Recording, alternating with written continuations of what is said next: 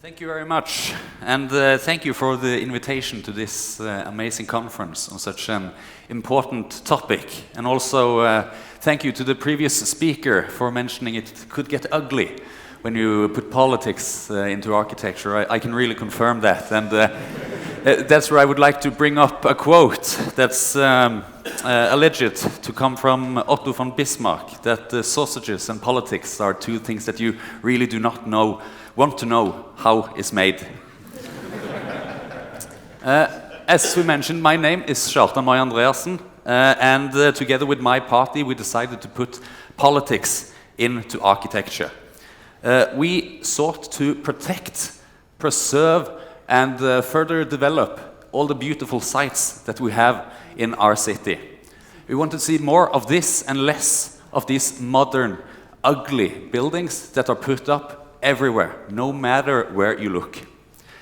Because of this, we made architecture one of our key issues in the local elections in 2023, where we put a real focus on this. We put it in our political program, and we also put it in our election slogan that I have translated into English here: for a more beautiful and better Bergen. The response was very, very good. And come election day, we gained, through some tough negotiations, a seat at the majority coalition. And being a centrist party, we could have worked both ways. After the election, we had 32 mandates on the Labour side. There were 33 mandates on the Conservative side. We had the final 2 needed for majority on both sides. So it was a very, very good final result. And in this coalition, we negotiated a stronger focus on aesthetic quality and quality architecture to be a focus for our city in the time to come. It has become one of the key points for our local party in Bergen, and I'm going to click through a few good results on this.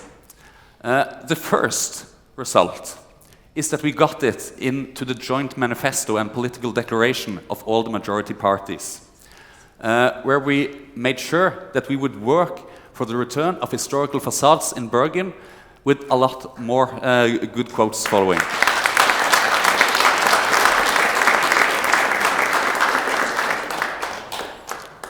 And other short-term results, given that the bureaucratic process in most cities and also in Bergen takes quite a lot of time.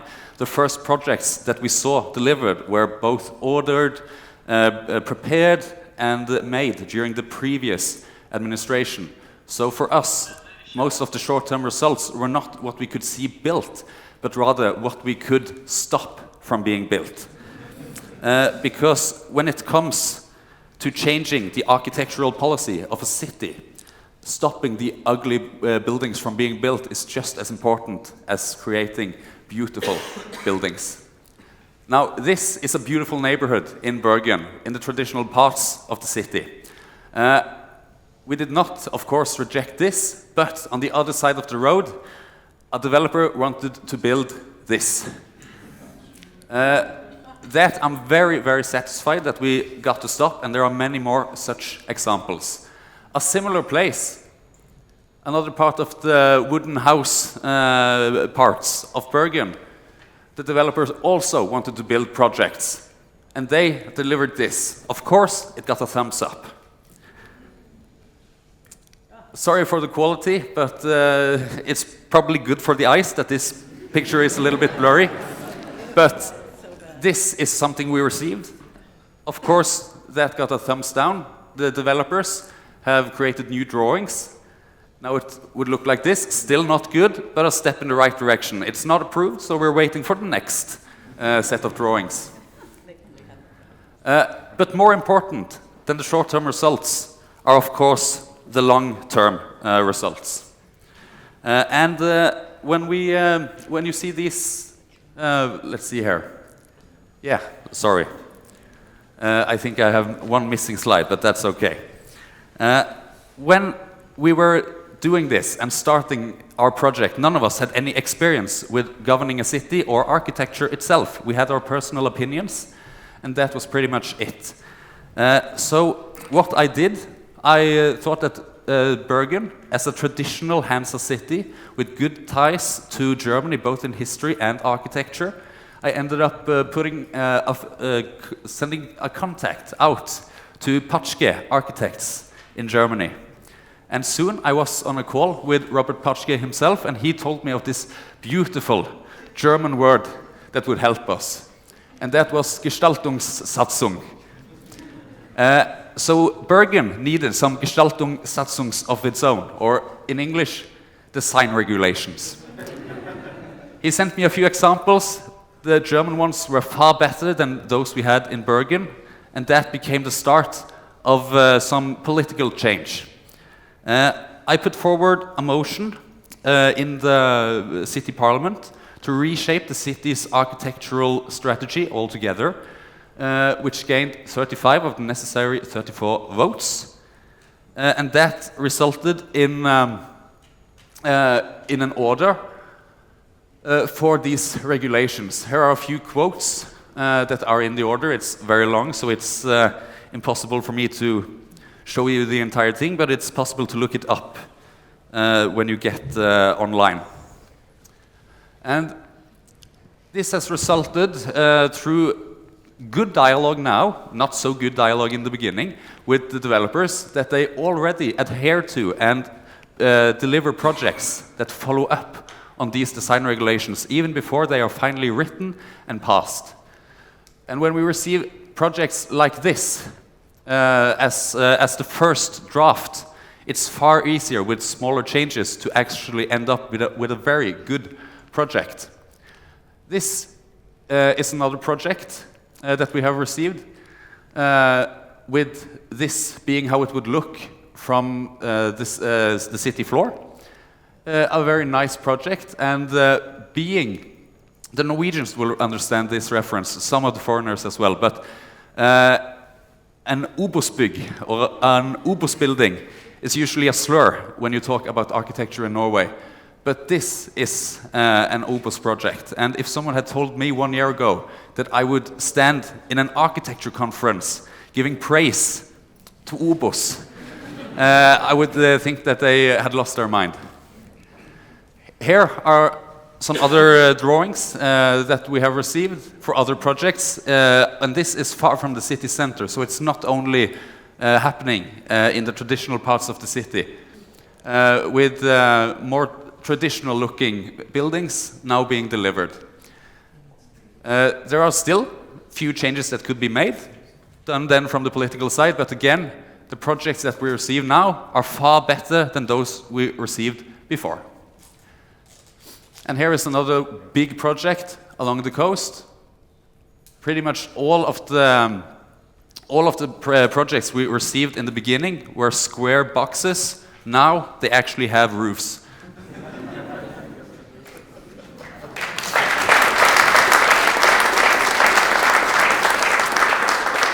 And as a final part, I was asked to talk about the obstacles that we face while doing this.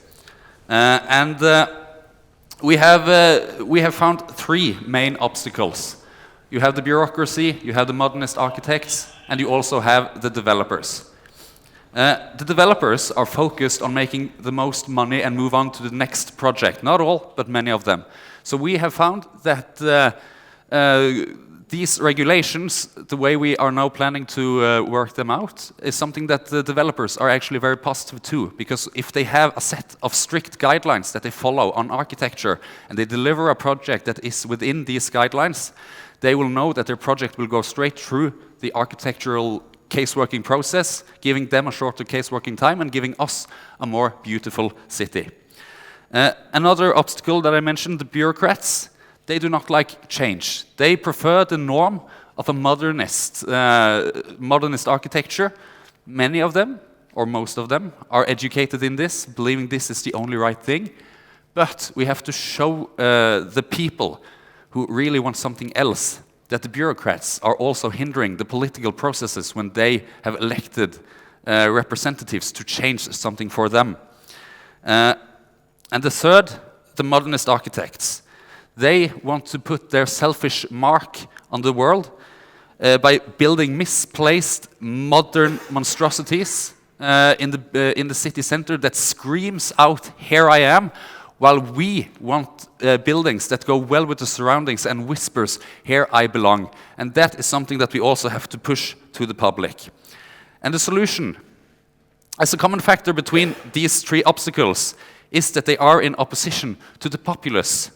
Our best way to overcome them and to beat them is to include the people in the processes of city development. And one way we did this is through the small council of architecture and city development. Both Bergen and Oslo have such councils in each city, but there's one big difference. In Oslo, it's an expert-only council with architects and city developers, but in Bergen, we have also put political representatives in this council. A few years ago, the Bergen City Association for Architects proposed to have the politicians taken out, but we voted it down. So what we then ended up doing is making sure that this council, after nominating their preferred candidates for their yearly Bergen City Architecture Prize, they were also forced to let the populace vote on these projects to show the differing opinions of these so-called experts and what the people really want. And in addition to that, we also got to put another nominee for the prize. I'm going to click through them now, so you will get an overview. This one lost the popular vote by 3%, but it was nominated due to being a timeless, beautiful office building. The second last place was a school that was found to be very beautiful. I disagree. 4% of the popular vote. And the third last prize on the popular vote, with 5%, was the one that the council experts chose to be the winner. But 5% of the people agreed. Next, we have this very interesting train station, only in concrete and glass and metal. Very, very groundbreaking architecture. 5% of the vote. 7% of the vote went to this housing complex. 12% went to this bridge that does not cross anything, but it goes along a mountain. Very interesting. 18% went to this hospital building. And finally, the one that we put in, this tiny little annex. Almost half the people voted for that.